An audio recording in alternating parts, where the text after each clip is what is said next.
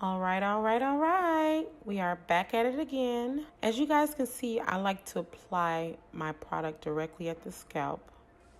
It makes a big difference because you're able to get the hair saturated from root to finish. And I don't know if you guys noticed that my part is crooked, and that is definitely on purpose because I do not want to leave lines of a demarcation. When it comes to flat twist, this again is another feel for it type of technique, okay? As you can see, my index finger plays a major role in this. It's like I'm going in with the trigger finger and I'm pulling the trigger. So I'm pulling pieces of hair back as I continue to bring the hair together. So in a sense, I'm grabbing from both sides of the hair. And you want to grab small pieces on each side because it helps to give you a tighter finish.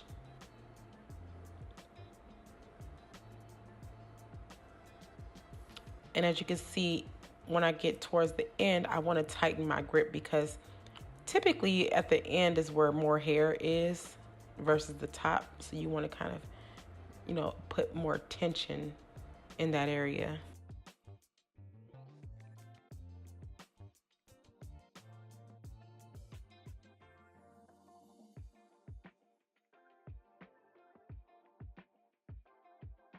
So as you guys can see, I am flicking the wrist and I'm going to go ahead and begin the individual twist at the bottom. Now let me say this. Please, and I repeat, please, don't be hard on yourself. If you're doing this for the first time, it takes a while to get it perfect. And sometimes it's not going to be always perfect. The goal here is to have the perfect twist out, and that starts with the product application. And from the beginning of this video, you seen that I added that product to the scalp and I combed it all the way through. That matters. As you can see, I'm taking my finger and I twisted it at the bottom, because it just, it just finishes it at the bottom.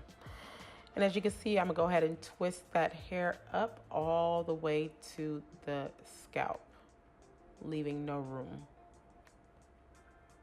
Okay, and I even gave the rods a little pat for for appreciation, okay, for doing it what I needed it to do.